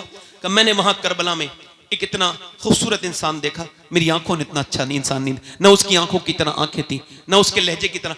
कहा अच्छा, मैंने पूछा कौन है? कहा ये हुसैन इब्ने अली है, इन पर बड़ा जुल्म हो रहा है। तो कहता है मेरी माँ, मेरा दिल फट गया। माँ रो के बोली मेरे लाल, फातिमा का घर लुट रहा हो और मैं अपने बेटे का घर बसाऊं, मेरा दिल गवारा नहीं करता। मैंने आज तक तुझसे कभी तुझसे मैंने अपने दूध का बदला नहीं मांगा, आज मांगती हूं, ऐसा कर तू मेरे बेटे हुसैन पे कुर्बान हो जा। बेटा बोला अम्मी अगर तू ना भी कहती मैं फिर भी हुसैन पे कुर्बान होने का इरादा रखता था। जवान बेटा गया, मैं माँ पहुंची, इमाम ने फरमाया तेरे बुढ़ापे का सहारा ले जा। कहने लगी मुझे बुढ़ापे का नहीं, कयामत का सहारा चाहिए हुसैन, मुझे कयामत का सहारा चाहिए, बुढ़ापा तो मेरा गुजर जाएगा। इमाम ने फरमाया ठीक है।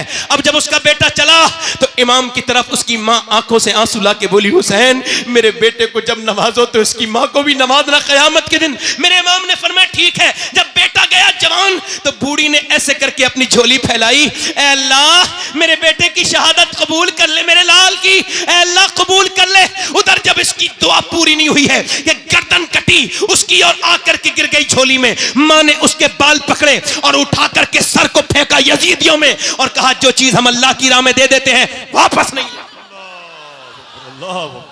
वापस नहीं लेते। अब इमाम के हजरत अली, मैं मुख्तसर कर रहा हूं, शॉर्ट में करबला बयान कर रहा हूं, आखिर में हजरत कासिम गए। कासिम कौन है? इमाम हसन के बेटे। जब वो गए तो एक हाथ में तलवार है और कुर्ता है, सिर्फ कोई जंगी सामान नहीं है, कोई खुद नहीं पहने हुआ है, कोई प्रोटेक्शन का सामान नहीं है, ऐसे ही जा रहे हैं। मगर शेर का पोता था, जाके बोले है कोई जो मेरा मुकाबला करे? अरे 22,000 से जो भूखा प्यासा मुकाबला तलब करे, अली का ही तो पोता हो सकता है। अर्जक नाम के पहलवान ने कहा, शिमर ने कहा अर्जक जा, अर्जक जरा जा, अर्जक जा लड़। अर्जक बोला तेरा दिमाग ठीक है शिमर, मैं 500 लोगों से लड़ता हूं, इससे अकेले लड़ लूंगा? दुनिया मेरी क्या कहेगी, तू तो करेंगे लोग, बच्चे से लड़ाऊं, मेरा बेटा जाके इसकी गर्दन काट लाएगा। उसने कहा ठीक है ट्राई कर ले। उसका बेटा आया ना जवान, आने में टाइम लगा, मरने में टाइम नहीं लगा। फिर दूसरा भेजा, मर गया। तीसरा भेजा, मर गया। चौथा भेजा, कट गया। पांचवी बार खुद आया, बोले मुझे मेरा नाम तूने सुना है कि नहीं सुना है? कासिम, मैं हूं अरज़क, 500 लोगों से लड़ता हूं। हजरत कासिम बोले मैंने तेरा नाम नहीं सुना, मगर तूने मेरे दादा अली का नाम जरूर सुना होगा। और मैं आ जा। और वो जब आया, आपने फरमाया तेरा दिमाग खराब, तेरे होश खराब हो गए, तेरा बच्चे का मर गया, तू तेरे घोड़े की जीन तक खुली हुई है। उसने नीचे गर्दन की ना ऐसी तलवार मारी, गर्दन ओ दूर जाके गिरी। आवाज आई अली का वो घर है जिस घर का हर एक बच्चा जहां पैदा हुआ शेरे खुदा मालूम होता है। अल्लाह। इमाम कासिम, अच्छा अब 22,000 लोग जब तीर चलाएंगे एक आदमी पर तो क्या होगा? शहीद हो गए। अब जब शहीद हुए ना तो और लाशों को इमाम उठा के लाए थे, तवज्जो करना मेरे इमाम पर, जब उठा के लाए थे और लाशों को तो गोद में उठा के लाए थे, मगर इनके लिए आपने नीचे को कपड़ा रखा और फिर टुकड़े उठा उठा के सर पांव अपने भतीजे के गठरी बांधी और फिर लेकर के आए। और फिर इमाम ने ना अपने छोटे बेटे की, बड़े बेटे के पास गए, वो भी शहीद जब होने गए, हजरत अली अकबर, तो देखा आंखों में आंसू थे। इमाम ने फरमाया मेरे अली अकबर, किसी शहीद की आंखों में आंसू नहीं देखे, मेरे बेटे तेरी आंखों में आंसू क्यों हैं? तो बेटा रो के बोला अब्बा मेरे बाद आप अकेले रह जाओगे। 18 साल का। इमाम ने कहा नहीं नहीं, तेरी दादी तुझे जन्नत में देखना चाहती हैं, इंतजार कर रही हैं, तेरे नाना जा तेरा इंतजार कर रहे हैं। इमाम अपने बेटे को उठाया, जो जवान बेटे की मैयत पे न रोया वो हुसैन। इमाम फिर वापस आए, 6 महीने के बच्चे की कब्र बनाई है बस अली असगर की, और करबला में कोई कब्र नहीं बनाई अपने अपने हाथ से, एक ही कब्र बनाई। क्यों? क्योंकि बाद में घोड़े दौड़े थे, और अगर 6 महीने के बच्चे पे घोड़े दौड़ जाते ना तो अल्लाह उस कौम को बर्बाद कर देता। उलमा कहते हैं बर्बाद कर देता। इमाम ने अब मेरी आखिरी तकरीर का हिस्सा है, बड़े ध्यान से आपसे बड़ी अल्लाह रसूल का वास्ता देके कहता हूं, बड़े ध्यान से सुनिएगा। मेरे इमाम ने अपने नाना का जुब्बा पहन के और अमामा बांधा नाना का, और हाथ में जब साफा हाथ में तलवार ली तो पीछे से 21-22 साल के बच्चे ने हाथ रख दिया। पीछे मुड़ के देखा, हजरत ज़ैनुल आबिदीन थे। अब्बा मुझे छोड़ के जाओगे? तारीख क्या कहेगी कि जवान बेटा रहा और बाप को छोड़ के चला गया, बाप को जाने दिया। इमाम ने कहा नहीं नहीं मेरे बेटे, मेरा इम्तिहान खत्म हो रहा है, तेरा शुरू हो रहा है। तुझे तो मेरे अमानतें देता हूं, तू मेरा खलीफा है, मेरी अमानतों का अमीन, मेरी विरासतों का तू अमीन है, मैं तुझको देता हूं। मेरे ज़ैनुल आबिदीन, मेरी नस्ल तुझसे चलेगी, जा मेरे बेटे तेरा सब्र यहीं से शुरू होता है। इमाम ज़ैनुल आबिदीन को समझाया, फिर अपनी औरतों के पास गए और फरमाया ओ ज़ैनब, ओ उम्मे रबाब, ओ फातिमा, ओ शहरबानो, मैं जा रहा हूं, बस तुम सब्र करना, चीखना मत, चिल्लाना मत, रोना मत। अल्लाहु अकबर। सैयदा ज़ैनब ने कहा किसके सहारे छोड़ के जा रहे हैं? कहने लगे जिसके सहारे इब्राहिम ने हाजरा को छोड़ा था, उसी के सहारे छोड़ के जा रहा हूं, बस उसी के छाड़े छोड़ के जा रहा हूं। इमाम चल दिए बरेली से। हुजूर आला हजरत के भाई अल्लामा हसन कहते हैं अल्लाहु अकबर, हूरे करती हैं उरूसाने शहादत का सिंगार, खूबरू दूल्हा बना है हर जवाने अहले बैत, और फातिमा के लाडले का आखिरी दीदार है। हश्र का हंगामा बरपा है मियाने अहले बैत, इमाम को आखिरी बार उनके घर की औरत देख रही हैं, अपना सौदा बेचकर बाजार सूना कर गए, कौन सी बस्ती बसाई ताजराने अहले बैत। इमाम जब करबला में गए, तलवार आपने चलाई, आपकी तलवार से तो कोई मुकाबला नहीं कर सकता था, तीर मारे, पहला तीर जब सीने पे लगा, ओ नौजवानों इस तीर को तुम भी दिल पे लेके सुनो। इमाम ने घोड़ा वापस किया, खेमे में जाके बोले बहन रोई थी क्या ज़ैनब? कहा हाँ मेरे भाई, तुम मेरे भाई हो, मेरे माँ जाए हो, मेरे साथी हो, मेरे भाई, मैं बचपन से तुम्हारे साथ खेली, मगर अब जब तीर लगाए तो ज़ैनब को अफसोस तकलीफ हो गई, मैं बहन हूं। आखिर इमाम ने फरमाया ना मेरी बहन रो मत, जब मौर्रिख तारीख लिखेगा तो खाली हुसैन इब्ने अली की तारीख नहीं लिखी जाएगी, बल्कि ज़ैनब बिन्ते अली की भी तारीख लिखी जाएगी। दुनिया कहेगी कि ज़ैनब भी कोई थी। ऐ मेरी बहन, दुनिया में बहनें बहुत आई हैं, मगर तेरी तरह बहन कोई नहीं आएगी। तूने अपना घर दिया, अपने बच्चे दिए, तूने जितनी कुर्बानियां मेरे लिए दी, मेरी बहन आज हुसैन तुझे सलाम करता है, मगर बस थोड़ा सब्र कर ले। अभी सिर्फ एक मेरे तीर लगाए, और सुनना हदीस का बयान कर रहे हैं इमाम, अभी मेरे तीर लगाए, अभी तो मेरी लाश पर घोड़े दौड़ेंगे। देख मेरी बहन, औरत की आवाज औरत है, बाहर मत निकलना, बाहर मत निकलना। काश कि हमने शादियों में अपनी बहनों को दुपट्टा देके कहा होता, बहन सर पे दुपट्टा ओढ़ ले। इमाम ने तो सीने में तीर खा के इतनी लाशें उठा के भी बहन से कहा था, बहन आवाज बाहर नहीं जानी चाहिए, मेरी लाश पर जब घोड़े दौड़े तो बाहर को निकल के मत आना, ये तुम्हें जेब नहीं देता कि तुम बेपर्दा हो जाओ। हाय हाय, इतनी तेजी के साथ लड़कियां गैर मुस्लिमों के घरों में जा रही हैं, क्या हमको शर्म नहीं आती इस बात पर? क्यों? चूंकि हमारे दिलों से इस्लाम इस्लाम निकल गया, कुरान निकल गया, नबी का फरमान निकल गया। हम अपनी बहनों से नहीं कहते हम तो खुद बदकार हैं, बिगड़े हुए हैं, हमें अपनी बहनों से क्या मतलब। ओ मेरे भाइयों, ओ मेरी बहनों, मेरा इमाम कह रहा है मेरी बहन अभी मेरी लाश पर घोड़े दौड़ेंगे।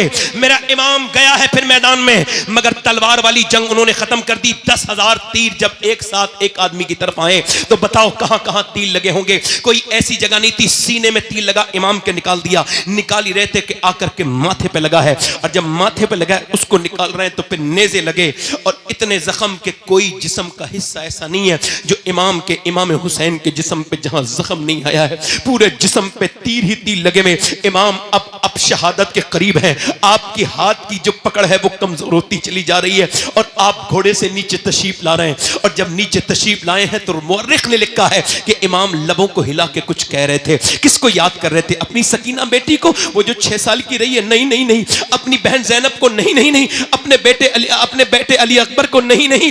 अपने ज़ैनुल आबिदीन को? नहीं नहीं। अपने नाना को? नहीं नहीं। अपनी अम्मी फातिमा को? नहीं नहीं। का फिर किसको याद करते थे? का हुसैन जब घोड़े से नीचे आते थे जख्मों से चूर चूर, तो इमाम कहते थे घोड़े से गिरते गिरते, अल्लाह मेरे नाना की गुनहगार उम्मत को बख्श दे, अल्लाह मेरे नाना की गुनहगार उम्मत को बख्श दे। इतने जख्मों के बाद हुसैन ने क्या कहा है? अल्लाह मेरे नाना की उम्मत को बख्श दे। आज ये उम्मत कहां खड़ी है? ये उम्मत बर्बादी की तरफ जा रही है। ये नौजवान लड़के, इनकी तन्हाइयां बर्बाद है। ये नौजवान क्या कहेंगे? मेरा इमाम फिर नीचे आया है, और आने के बाद नमाज पढ़ चुके थे, सजदा करने गया है, शमशीर बकफ कातिल हो खड़ा, और कोई रहे सजदे में पड़ा। कहती है ज़मीन करबला इस शान का सजदा खेल नहीं। मेरे इमाम ने सजदे में सर रख दिया है, सजदे में सर रखता है मेरा इमाम, और जब कहता है अल्लाह की हम्द बयान करता है तो फरिश्तों से अल्लाह कहता है तुम कहते थे कि तुम काफी हो सजदों के लिए, बताओ क्या तुम ऐसा सजदा कर सकते हो जैसा हुसैन ने किया है? जो मैं जानता हूं वो तुम नहीं जानते फरिश्तों। एक बाप जब अपने बेटे को दफनाता है तो उसका दिल को क्या गुजरती है, तुम फरिश्ते हो, तुमको क्या पता कि एक बेटे को दफन करने के बाद सजदा करना कैसा सजदा है। अपनी बेटियों बहनों की प्यास के बाद सजदा करना कैसा सजदा है। ऐसा दुनिया में सजदा नहीं हुआ कि सर सजदे में है, ऊपर से खंजर चल रहा है। और ये कौन सी गर्दन है? ये वही गर्दन है जिसे मेरे नबी चूमा करते थे, ये वही गर्दन है। आज ऊपर से खंजर चल रहा है। शाह अल्लाहु अकबर। उस आखिरी नमाज का आलम न पूछिए। इस्लाम जिंदा कर गया सजदा हुसैन का। सजदे तो सबने किए, मगर हुसैन तेरा अलग अंदाज है। तूने वो सजदा किया जिस पे खुदा को नाज है। इमाम की गर्दन काट दी गई है, अब घोड़े दौड़ रहे हैं इमाम के ऊपर। मगर मैं उन औरतों को भी आओ सलाम कर दूं, अहले बैत की उन औरतों को सलाम कर दूं जिनकी तरबियत सैयदा फातिमा ने की है। आओ सलाम करें उनको कि इधर घोड़े दौड़ रहे हैं लाशों पर, उधर सूरज डूब रहा है, पानी तो है नहीं उन औरतों के पास। उनके पास क्या है? करबला की ज़ैनब के पास सिर्फ मिट्टी है। मिट्टी से तयम्मुम करके ज़ैनब सजदे में चली गई, मिट्टी से तयम्मुम करके सकीना सजदे में है। मैं कहता हूं ऐसी भी कोई औरत नमाज पढ़ सकती है। उधर बेटों की हड्डियों पे जब घोड़े दौड़ते हैं तो चटाक चटाक की आवाजें आती है, उधर सजदे में औरतें नमाजें पढ़ रही हैं। ये कौन है? ये नबी के घर की औरतें हैं, ये नबी के घर की औरतें हैं जिन्होंने नमाज नहीं छोड़ी। ऐ लोगों, मौत करीब करीब है। ये तुम्हारी दुनिया, तुमको जाओ पोस्टमार्टम हाउस पे मुरादाबाद जाओ संभल के पोस्टमार्टम हाउस पे जाओ जाकर के देखो कितनी लाशें पड़ी हैं मेरी और आपकी तरह। उन्हें चीरने वाला नहीं है। वो चीरने वाले कहते हैं हमारे पास टाइम नहीं, कल चीरेंगे। और कल वो चीरते हैं शराब पी करके। अब तो ग्लेंडर चल गया है, पहले तो फाड़ते थे, अब ग्लेंडर से चीरते हैं, पूरा जिस्म फाड़ देते हैं। कौन सी दुनिया में लगे हुए हो?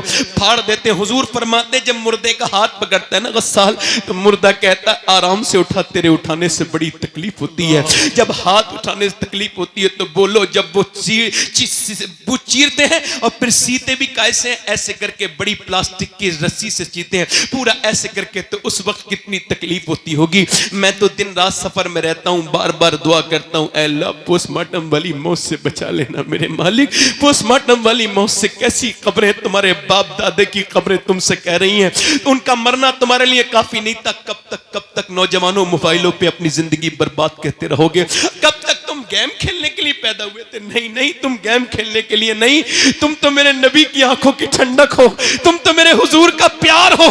खुदा की कसम, तुम मेरे सरकार का प्यार हो, मेरे नबी का प्यार हो। तुमको पता नहीं नादानो कि तुम अपने घर में सोते रहते हो, मगर मेरे नबी आज भी अपने मजार में तुम्हारे लिए दुआ कर रहे हैं, आज भी दुआ कर रहे हैं। क्या बताओ, किससे दिल लगा लिया? आओ आकर के कहें, रब हमको माफ कर दे, हम बड़े गुनहगार हैं, हमको माफ कर दे मौला, हम बड़े खतेकार हैं। आओ इस महफिल में आज कहें। एक आखिरी बात बयान करता हूं और बात को इन सारे बुजुर्गों उलमा के सामने खत्म करता हूं, बात को इनकी बरकतों से बात खत्म करता हूं। बात यह है, किफल नाम का लड़का था, हुजूर फरमाते हर रात नई लड़की बुलाता था, यानी एक नाइट एक लड़की, यानी वो नई लड़की बुलाता था, ढूंढवा के, इतने पैसे थे उसके पास, एक रात में एक लड़की की इज्जत खराब करता था। हुजूर फरमाते एक लड़की आई ना तो वो रोने लगी, इसने कहा पैसे नहीं दिए जो मेरी रात खराब कर रही है, मूड खराब कर रही, कहा पैसे तो मिले, कहा रोती क्यों है, कहा मैं इस वजह से रो रही हूं, मेरा बाप ना मरा होता मैं कभी ना आती। कहा क्यों, कहा मेरा बाप मर गया, मेरे बहन भाई भूखे हैं और मैं अल्लाह से डर रही हूं, मेरे मालिक मुझे माफ कर देना, मेरे बहन भाई भूखे ना होते तो कभी ना आती। कहा तू अल्लाह से डर रही है? कहा हाँ, मैं अपने अल्लाह से डर रही हूं, मेरा रब मुझे देख रहा है, जब मैं सजदे करती हूं तब भी देखता है, मैं तेरे घर पे इज्जत खराब कराने आई हूं तब भी अल्लाह देख रहा है।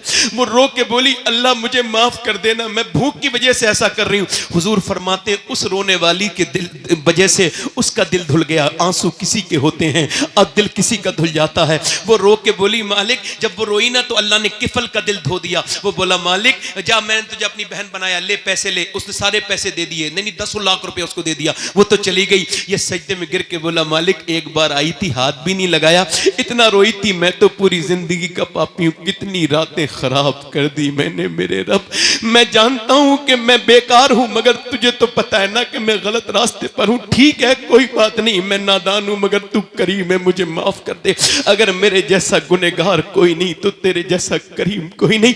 ऐ मेरे रब, मेरी सांसें मौत की तरफ मुझे लेके जा रही हैं। ऐ बेपनाह ताकतों वाले, अगर मेरे जैसा गुनहगार कोई नहीं तो तेरे जैसा करीम भी कोई नहीं। ऐ रब, मैं गुनहगार बड़ा हूं, ऐसा रोया। हुजूर फरमाते अटैक हो गया, दिल का दौरा पड़ गया। कोई बंदा तेरे दर पे जो आंसू रोल देता है, मेरे मौला तेरे तौबा तू उस पर खोल देता है। मर गया, सुबह को कोई जनाजा उठाने वाला नहीं आया। इसका जनाजा उठाएंगे, बदकार का, खराब इंसान का, पापी का, कोई नहीं आया। अल्लाह ने फरिश्तों को भेजा। दोपहर के वक्त में इसके दरवाजे पे बड़े बड़े जली लफ्जों में लिख के गए फरिश्ते, इन्नल्लाह कद गफर लिल किफले, ये जो किफल है ना इसे अल्लाह ने बख्श दिया है, इसको बख्श दिया है। पूछा ऐ अल्लाह क्यों बख्श दिया? का वो रो दिया था। अल्लाह फरमाता है मेरे महबूब मेरे बंदों से कह दे कि जब ये रोता है ना तन्हाई में और इसका जब एक आंसू ढलक के गाल तक आता है, मैं सारे गुनाह उसी वक्त माफ कर देता हूं, सारे गुनाह माफ कर देता हूं। आओ इस महफिल में तौबा कर लें। तब बताओ जरा, अपनी हाथ उठा के बताओ, दोनों हाथ उठा के हाथ बताओ, उठाओ, कौन कौन इमाम हुसैन के नाम पे गर्दन कड़ा देगा? नीचे हाथ कर लें। एक दूसरे की तरफ ना देखना, मुस्कुराना नहीं, जरा थोड़ा सा काम है। मैं किसी को वो नहीं दे सकता तौफीक, मगर फिर भी वो नौजवान चाहता हूं जो हुजूर के नाम पे गर्दन कड़ा देंगे। दोनों हाथ उठा के बताएं, नीचे हाथ कर लें। जो गर्दन कड़ा सकता है कुछ भी कर सकता है, कुछ भी कर सकता है ना। एक दूसरे की तरफ न देखना, मुस्कुराना नहीं। कितने लोग ऐसे हैं जो गर्दन भी कटा देंगे और आज से हुजूर के नाम पे पूरी दाढ़ी भी रखा लेंगे। इस महफिल में खड़े हो जाएं, बस वो नौजवान खड़े हो जाएं इस महफिल में, जो आज से नबी के नाम पे दाढ़ी रखाएं, बस वही खड़े हो सोच समझ के, जो आज से अपनी जिंदगियां बदलें। कोई मदरसे का बच्चा खड़ा ना हो, तालिबे इल्म उनके निसाब में होता है, बाकी खड़े रहे। आप खड़े रहो भाई, खड़े रहें। और कोई आशिक रसूल है इस महफिल रसूल में 100 शहीदों का सवाब, हर नबी के दाढ़ी, हर वली के दाढ़ी। ये वही शरीयत है जिसे हुसैन ने बचाया था। ऊपर हाथ कर लें, दाढ़ी रखाने वाले ऊपर हाथ कर लें, मेरे साथ कहें इंशाअल्लाह आज के बाद न दाढ़ी कटेगी न मुड़ेगी इंशाअल्लाह। बैठ जाएं। हुजूर की आंखों की ठंडक क्या है बोलो? कितने लोग हैं जो आज से इरादा करते हैं हुसैन इब्न अली की कसम खाओ आज से तुम्हारी जानें जाएंगी मगर नमाज कदा नहीं होगी। दोनों हाथ उठा के इंशाअल्लाह नमाज की पाबंदी, इंशाअल्लाह दोनों हाथ उठा के इंशाअल्लाह नमाज पढ़ेंगे, इंशाअल्लाह अपनी बहन बेटी को पर्दा कराएंगे, इंशाअल्लाह हमेशा मसलक के आला हजरत पे कायम रहेंगे, इंशाअल्लाह इंशाअल्लाह अपनी बहन बेटी को पर्दा कराओ। और हजरात मोहतरम आज से अपनी जिंदगियों में तब्दीली लाओ, कुछ सीखो, कुछ बदलो और माना कि इस चमन को गुलजार न कर सके हम, कुछ कुछ खार कम तो कर गए, गुजरे जिधर से हम, और जुल्म और शिकवे जुल्मते शब से तो कहीं बेहतर था, अपने हिस्से की कोई शम्मा जलाते जाते, राब्ते तोड़ गया वो सारे आते जाते, वरना इतने तो मरासिम थे कि आते जाते। अल्लाह आप हम सबको सलामत रखे। तौबा कर लें, अस्तगफिरुल्लाह रब्बी मिन कुल्लि ज़म्बिन व अतूबु इलैह, ला इलाहा इल्लल्लाह मुहम्मदुर रसूलुल्लाह। मेरी जिंदगी का मकसद तेरे दीन की सरफराजी, मैं इसीलिए मुसलमान, मैं इसलिए नमाजी, इस्लाम जिंदाबाद, मसलक आला हजरत पाइंदाबाद। आखिर में दुआ गऊँ अल्लाह हम सब के माँ बाप को बख्शे, बिलखुसूस हाजी इरफान साहब, उनकी अहलिया को, और हमारे इनके खानदान से जितने लोग गए हैं उन सब की मगफिरत फरमाए। अभी मुजस्सम भाई की वालदा का करीब में इंतकाल हुआ, अल्लाह उनकी मगफिरत फरमाए, उनके दर्जात को बुलंद करे। अल्लाह मेरी वालदा को शिफा दे, वो बीमार हैं, आप में जो भी इंशाल्लाह बाद में दुआ होगी। आप बैठें, अब शब्बीर बरकाती साहब पढ़ेंगे, और मैं आसिफ भाई से गुजारिश करता हूँ कि कुछ अशार आप अच्छे से सुनाएं। और मुझसे कोई गलती हो गई हो तो जरा थोड़ा सा ये तरीका ऐसे अपनाना पड़ता है, थोड़ा जोर से बोलना पड़ता है शुरू में, माफ़ कीजिएगा कोई गलती हो गई हो। मैं आपका खादिम हूँ, खिदमत करने वाला है, नौकर से गलती हो जाए तो मालिकों को माफ़ कर देना चाहिए। अस्तगफिरुल्लाह रब्बी मिन कुल्लि ज़म्बिन व अतूबु इलैह। पढ़ लीजिए, ला इलाहा इल्लल्लाह मुहम्मदुर रसूलुल्लाह। मेरी ज़िंदगी का मकसद तेरे दीन की सरफराजी, मैं इसीलिए मुसलमान, मैं इसीलिए नमाजी, इस्लाम जिंदाबाद, मसलक आला हजरत पाइंदाबाद। व युतइमून अत्तआम अला हुब्बिही मिस्कीनन व यतीमन व असीरा। सदक़ल्लाहुल अज़ीम। तमाशाइयों